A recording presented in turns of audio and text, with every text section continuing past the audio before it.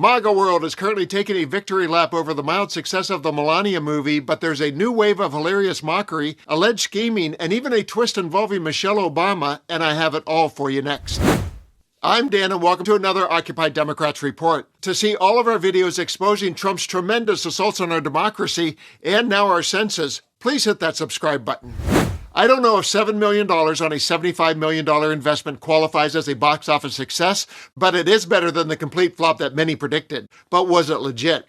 Let's begin this report with a White House scheme to put MAGA butts in movie theater seats, as reported by Midas News.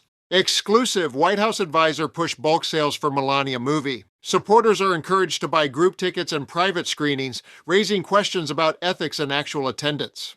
Bulk sales of the new documentary, Melania, 20 Days to History, are being promoted through emails from the National Faith Advisory Board, NFAB, a faith coalition led by Paula White-Cain, who also served as a senior advisor in the White House Faith Office. The message encourages supporters to purchase group tickets and private theater buyouts, directing them to a custom sales portal which offers private screenings for groups of more than 30 people. A FAQ page indicates that buying out a showing of Melania varies, but can typically range from $1,500 to $3,000, with final quotes come directly from the theater. Private screening implies that the theater is empty except for the party intending to watch the movie. In order for this to happen, seats are paid for and count toward box office sales, yet could remain empty. The industry doesn't publicly report attendance for bulk group sales. In other words, while the theater buyouts count as box office sales, it is not clear how many of those seats are actually filled with attendees. It also is not clear if this group sales process is being used to inflate box office numbers for the Melania movie. Those are just the highlights of the J.D. Wolf article. For the full story, visit MidasNews.com. And next up, the Michelle Obama twist.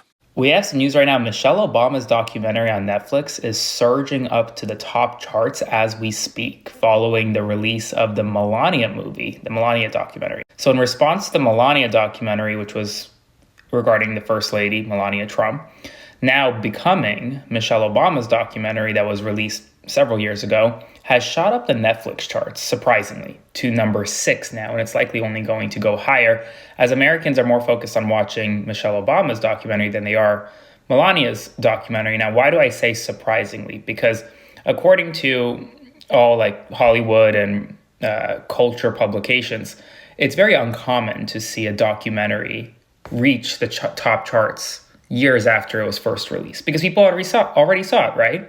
But this really does seem like a subtle protest of the Melania documentary. So here we are. Spread the word.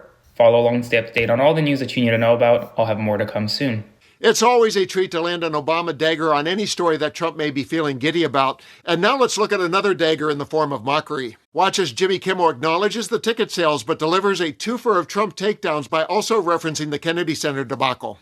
You know this thing he renamed after himself? He said, I've determined that the fastest way to bring the Trump Kennedy Center to the highest level of success, beauty, and grandeur is to cease entertainment operations for an approximately 2-year period of time with a scheduled grand reopening that will rival and surpass anything that has taken place with respect to such a facility before. This is actually smart. Artists can't keep refusing to perform there if he knocks it down. You know, sometimes when you love something, you have to kill it. If all goes well, the Kennedy Center will reopen 2 years from now as the Kid Rock and Roll Hall of Fame. And I think the center seemed to be in perfectly good enough shape for the First Lady's movie premiere on Thursday night. Melania, the movie, with a budget of $75 million, made $7 million over the weekend. It set a record. It was the biggest opening for a non-musical vanity project / brazen corporate bribe in 10 years. The First Lady kicked things off with at the premiere with a lively open to a nationwide live stream.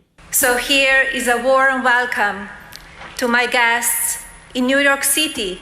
Hello, Boston. Hello, LA. I'm sure everyone in Nashville is having a lovely time already. My film is about to begin.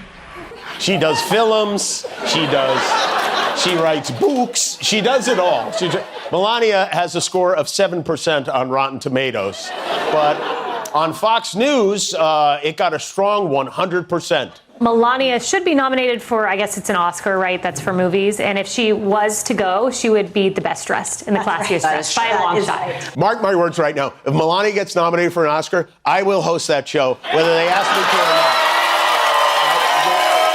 Joking aside, I'm going to give the final word to Texas Congressman Greg Casar, who reminds us that the real Melania movie scheme is a nefarious backroom deal between a couple of shady billionaires. Jeff Bezos gave Trump $40 million by buying the Melania documentary through Amazon. Last week it premiered. Now Trump's Secretary of War visits Bezos' Blue Origin, which gets billions in government contracts. Trump gets paid. Taxpayers get screwed.